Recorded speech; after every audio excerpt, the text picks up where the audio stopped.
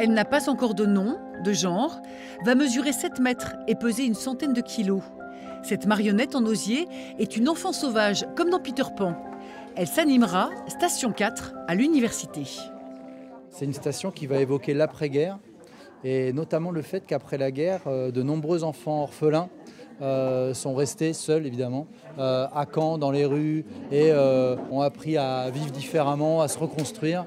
Et Amélie, qui a écrit la parade, a voulu utiliser cette image pour évoquer la capacité de ce territoire à se reconstruire, à se réinventer, et notamment grâce à l'enfance, à la jeunesse.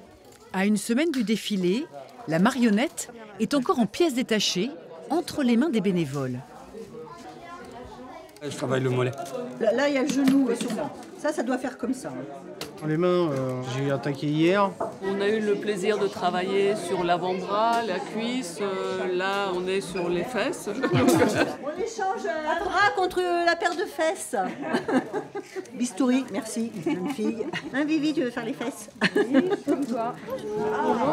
Bienvenue, parce que c'est la dernière semaine où voilà. Chaque jour, la compagnie a vu arriver des petits nouveaux venus en découdre avec l'osier.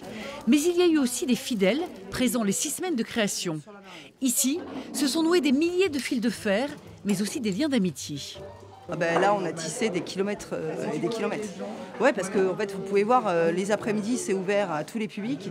Et du coup, il y a des personnes du quartier La Pierre-Eusée, du Calvaire Saint-Pierre, des gens du centre-ville. Enfin voilà, ça fait son petit bouche à oreille et c'est chouette, quoi. Ah ben c'est tiens alors. Bah ouais, nickel.